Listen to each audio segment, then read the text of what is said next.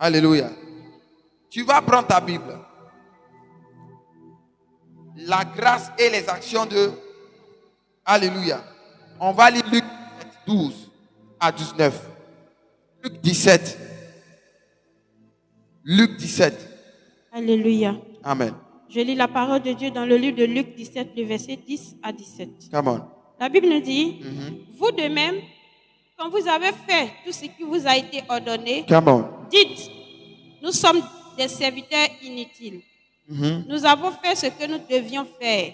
Au verset 11, Come on. Jésus, se rendant à Jérusalem, passait entre la Samarie et la Galilée. Au verset 12, comme il entrait dans un village, 10 lépreux vinrent à sa rencontre, se tenant à distance. Ils élevèrent la voix et dirent, au verset 13, Come on. Jésus, Maître, aie pitié de nous. Aie pitié de nous. Au verset 14, Come on. dès qu'il les eut vus, il leur dit, allez vous montrer au sacrificateur. Et pendant qu'ils y allaient, il arriva qu'il fut guéri. Au verset 15, l'un d'eux, se voyant guéri, revint sur ses pas, glorifiant Dieu à haute voix. Au verset 16, il tomba sur sa face aux pieds de Jésus et lui rendit grâce. C'était un Samaritain. C'était un quoi? Un Samaritain. C'était un païen. Au verset 17, Jésus, prenant la parole, dit, les 10 n'ont-ils pas été guéris? Et les 10. Où sont-ils? Où sont-ils? Les autres, ils sont partis où? Au verset 18, ne s'est-il trouvé que cet étranger pour revenir et donner gloire à Dieu? Au verset 19, puis il lui dit, lève-toi, va, ta foi t'a sauvé. Dis à quelqu'un, lève-toi, va, ta foi t'a sauvé. Lève-toi, va, ta foi t'a sauvé. Amen. Amen. Est-ce que tu peux t'asseoir? Alléluia. Vous voyez, la reconnaissance est très importante. Il y avait 10 lépreux qui sont venus voir Jésus. Ils ont pleuré la grâce. Ils ont demandé que Jésus opère un miracle. Amen. Donc, Jésus les a envoyés aller voir le sacrificateur. Et puis, en partant, ils ont reçu quoi? La guérison. Amen. Maintenant, l'un d'eux, lorsqu'il a reçu sa guérison, il est revenu sur ses pas. Ça veut dire quoi? Il est revenu en arrière. Amen. Il est revenu, c'est-à-dire, il partait. Et sur le chemin, ils se sont rendus compte qu'ils sont quoi? Ils sont guéris. Sur l'ordre de Jésus, et ils partaient voir le sacrificateur. Alléluia. Donc, l'un d'eux a vu qu'il a reçu sa guérison. Donc, il est revenu en arrière pour rendre grâce à qui? À Jésus. La Bible dit, c'était un Samaritain. Ma Bible me fait comprendre que les Samaritains, ce sont des païens. Amen. Il était reconnaissant. Et Jésus qui prend la parole, qui dit, mais les 10 n'ont pas été guéris ou bien quoi? Ils étaient 10. Amen. Et puis c'est un que je vois. C'est un qui est revenu pour me rendre grâce. C'est un seul qui est revenu en arrière. Un seul qui est revenu sur ses pas pour me rendre grâce. Alors que il s'agit de 10 personnes qui avaient des problèmes. Et c'est seulement un étranger, un Samaritain qui est venu. Donc Jésus a dit quoi? Ok, lève. Pour toi, en plus de la guérison, ta foi t'a sauvé. Alléluia. Donc les 10 demandaient la guérison à Jésus. Les 10 ont été guéris. Mais la guérison ne suffit pas. Dis à quelqu'un, la guérison ne suffit pas. Tu peux être guéri et puis tu pars en enfer. Alléluia. Tu peux être guéri et puis tu perds quelque chose. C'est pourquoi ça ne suffit pas. Tu peux être guéri et finir en enfer. Amen. Mais les 10 qui ont été guéris, celui qui est revenu rendre grâce, celui-là, en plus de sa guérison, il a eu le salut. Alléluia. Donc il a dit quoi? Ta foi t'a sauvé. Donc, 10 guéris, mais un, il est guéri et puis il est sauvé pour le ciel. Amen. C'est-à-dire que c'est bon d'être guéri, mais c'est mieux d'être guéri et être sauvé. Et c'est parce qu'il est revenu en arrière. Amen. Il est revenu en arrière pour dire merci à Jésus.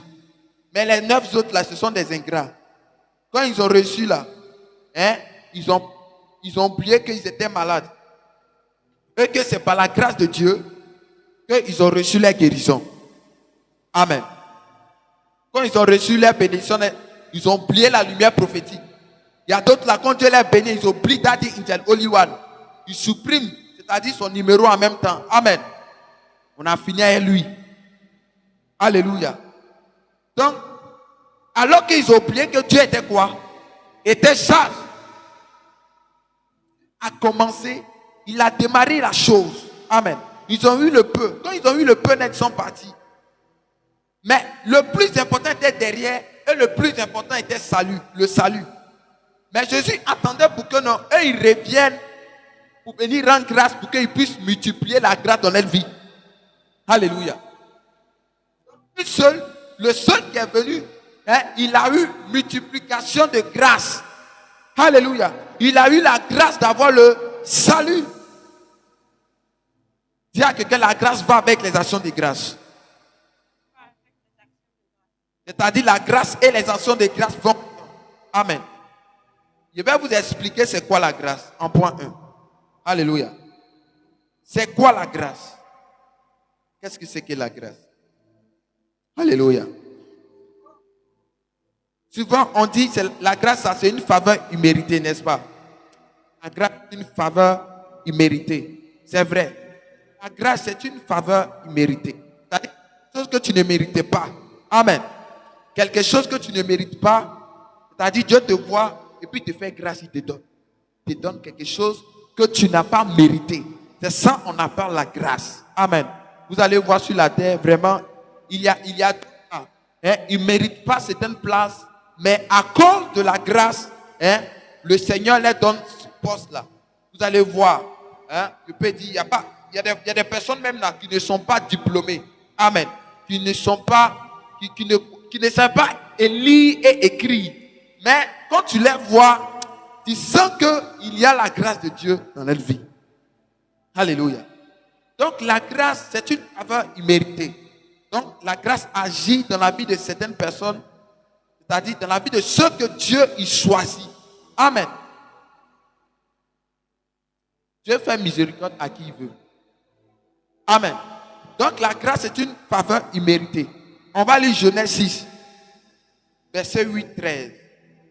Genèse 6, verset 8-13. Vous allez voir. Vous allez voir que Noé trouvait grâce aux yeux de Dieu.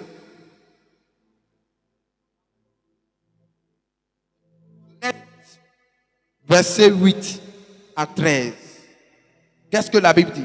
Bien-aimé, toi qui me suis sur Facebook, partage le live. Amen. Come on. Je lis la parole de Dieu dans le livre de Genèse 6, verset 8 à 13. Come on. Le verset 8. Mais Noé trouva grâce aux yeux de l'Éternel. Mais Noé trouvait grâce aux yeux de qui?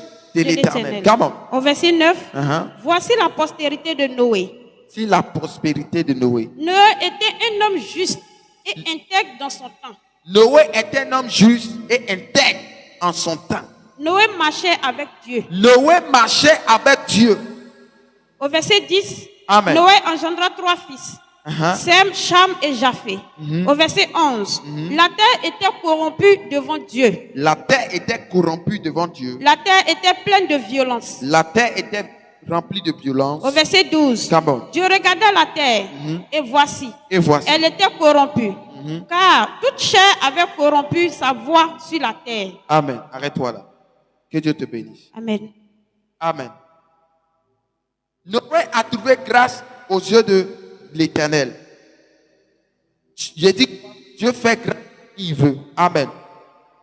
Vous allez voir qu'au 13, alors Dieu dit à Noé, la fin de toute chair est m'arrêtée devant moi, car ils ont rempli la terre de violence. Voici, je vais les détruire avec la terre. Amen. Donc dans ce contexte-là, Dieu décide de détruire la terre. Tout être humain, amen, tout être vivant. Alléluia. Soyez disposés. Amen. C'est-à-dire, Dieu va détruire tout le monde, mais il a préservé la vie de Noé. Parce que Noé avait trouvé grâce aux yeux de qui? De Dieu. Donc Dieu va permettre que Noé puisse envoyé sa famille même, lui et sa famille. Noé a pu sauver lui et qui? Sa famille, ils étaient 8. Plus de quelques bêtes que Noé a sauvées. Noé a pris pour mettre dans l'arche. Amen. Donc que Dieu veut détruire, il sait qu'il détruit. Dieu détruit, il sait à qui aussi il fait grâce. Amen. Donc il faut prier pour que tu sois dans la grâce de Dieu. Parce que si tu es dans la grâce de Dieu, ta protection est assurée. C'est-à-dire tout ce qui te concerne, Dieu prend sa charge parce que il y a la grâce de Dieu dans ta vie. C'est une question de grâce. Amen. C'est une question de grâce. Tout est grâce.